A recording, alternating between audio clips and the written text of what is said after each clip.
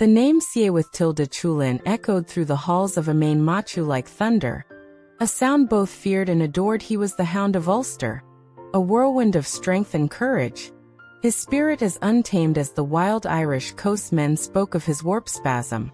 A terrifying transformation where he became a force of nature itself, defending his homeland with unmatched fury.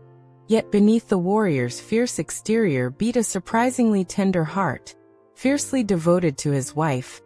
Emer, her love was his anchor, a quiet harbor amidst the storm of his battles. She alone could soothe the tempest within him, her gentle touch and wise words calming the raging fire that fueled his legendary feats. Their bond was a bright flame in a land often shrouded in mist and shadow. This profound love, however, became the very thread fate would cruelly pull. Cãº Chulainn lived bound by sacred Gisa, mystical taboos whose breaking promised doom. One fateful prohibition forbade him ever to eat the flesh of a hound, the namesake he bore with pride. Another, whispered with dread, commanded he must never refuse hospitality offered by a woman. These rules were woven into the fabric of his destiny, strands he navigated with care until the day the Morrigan, the shape-shifting goddess of war and fate, walked into his life disguised not as a warrior, but as a humble innkeeper's wife. Her true identity, masked by mortal guise,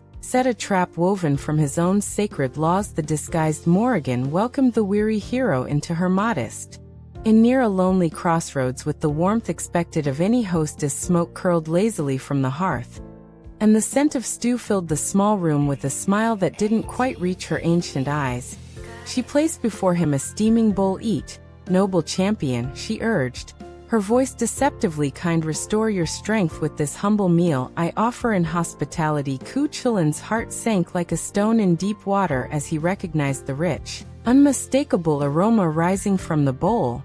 Dog meat. A cold dread seized him, colder than any winter wind. To refuse her offering was to break one guise. To eat it was to violate another, trapped by the very codes that defined his honor. He saw the cruel glint of destiny in her disguised gaze. A silent agony tore through Cãº Chulainn. He thought of Emer, her bright eyes, the soft curve of her smile, the quiet strength she lent him. The thought of leaving her, of causing her pain, was a sharper wound than any blade. Yet the sacred laws were chains he could not break without inviting utter ruin upon himself and possibly Ulster. With trembling hands, driven by the terrible inevitability of his Gisa, he lifted the spoon. Each mouthful of the forbidden meat tasted of ashes and despair, a bitter sacrament sealing his fate. He felt the ancient curse, long dormant, surge within him like dark ice spreading through his veins. His strength remained, but it was now shadowed, tethered to a doom he had just consumed. News of the broken guise spread like wildfire across Ulster, carried on the fearful whispers of bards and the heavy sighs of druids. The curse, ancient and unyielding, began its work. Cãº Chulainn fought with his usual breathtaking fury, but an unseen shadow clung to him. Minor wounds festered strangely. Moments of unnatural fatigue seized him mid-battle. He could feel the curse gnawing at the edges of his vitality, a relentless parasite feeding on his legendary life force. Yet he pressed on, defending his land, the image of Emer's face his beacon in the encroaching darkness, a flickering light against the inevitable night. He pushed back the weakness, fought the strange heaviness in his limbs, each victory tinged with the sour knowledge of the creeping doom. Knowing his time was swiftly draining away, Cãº Chulainn yearned for one last glimpse of his beloved Emer. He rode towards Dundalgan, his fortress by the sea, but the curse moved faster. Near the serene shores of Loch Nee, surrounded by the haunting cries of waterbirds, his strength finally failed him utterly. His mighty legs buckled. The legendary warrior stumbled and fell beside the tranquil water with immense effort.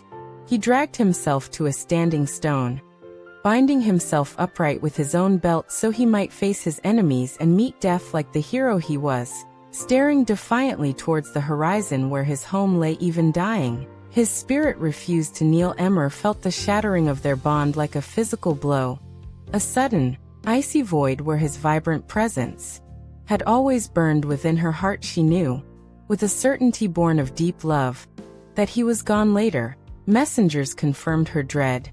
Their faces pale with grief, they found her not wailing, but sitting silently by their hearth, the fire reflecting unshed tears in her eyes. The mighty Hound of Ulster was slain, not merely by mortal weapons, but by the cruel, unbroken mechanism of a curse sprung from an impossible choice. His legend would echo forever, a thrilling saga of courage, yet intertwined with the profound tragedy of a love sacrifice to the inescapable threads of destiny.